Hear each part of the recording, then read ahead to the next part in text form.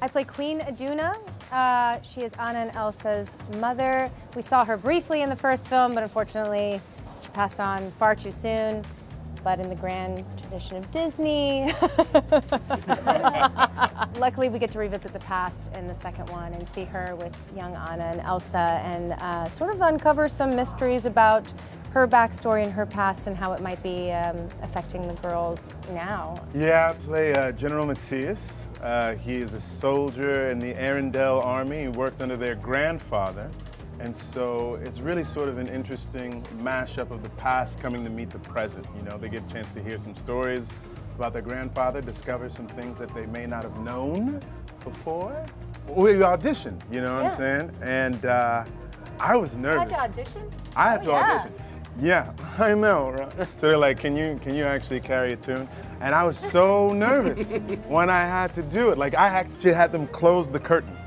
You know what I mean? What? How they can close or open the curtain and they're all standing behind the glass. And I was like, can we close the curtain, please? How did you get in the forest? The mist parted for us. Impossible.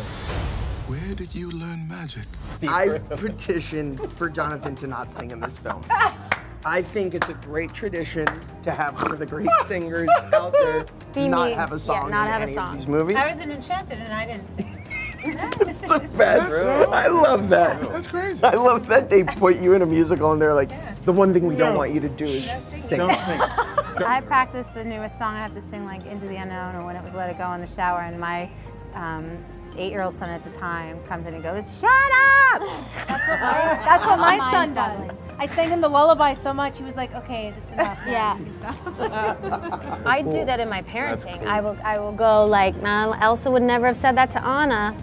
Oh, really? Yes, absolutely. Nice. I go, what do you think? I was another set of tools. Literally, I go, what do you think Anna and Elsa would do about wanting to share this toy? I love Truly. And it puts that, it just changes their brain a little bit. My son came with me today and saw it. And I said, do you know who this is? And he's going, mm-mm. And he buried his face in my shoulder. And he just goes, close your eyes. And he walked up and he said, I'm Olaf and I love hugs. And my son goes, it was the cutest reveal. And just slowly, like, it was like the voice immediately, like, he came out and knew it. My so kids funny. did the same thing. They close their eyes and they go, that's the girl from Westworld. I'm going with you. Anna? No. Excuse me, I climbed the North Mountain, survived a frozen heart, and saved you from my ex-boyfriend, so, you know, I'm coming. And I shout out to Jen Lee. She's running this huge company, and she finds the time to take off her shoes and come to our sessions and sit on the floor practically with Chris Buck and read with us and direct us. It's incredible. And it's my favorite part of the process. Like her read just delights me. Yeah.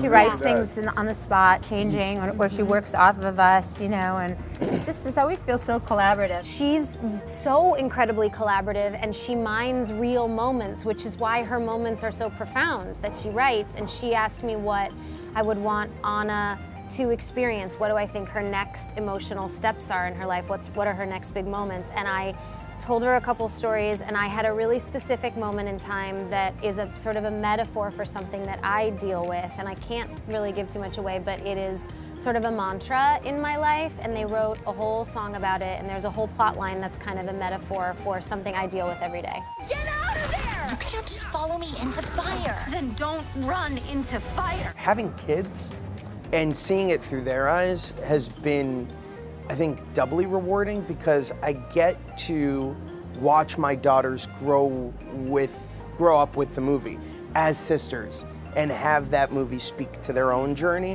What happens once a character like this has learned more? And they really, I think, really flew with that idea and imbued it into the film. Being able to be a part of something that sort of shook all the norms and didn't have, you know, the happily ever after is not waiting for a kiss from your prince, which has sort of been the standard in literally every Hollywood movie, that it was about something that was just as deep, if not deeper, which was like the love of family, and there were questions along the way the whole time. Is this going to be as important? And we felt it was, and then when it came out, seeing kids elated about it and parents elated and having the movie affect people because they were interested in this new story, this new idea that like, oh yeah, let's explore the love of family. Let's break some boundaries and the way two women. Yes, the way we tell stories. That to me was progress.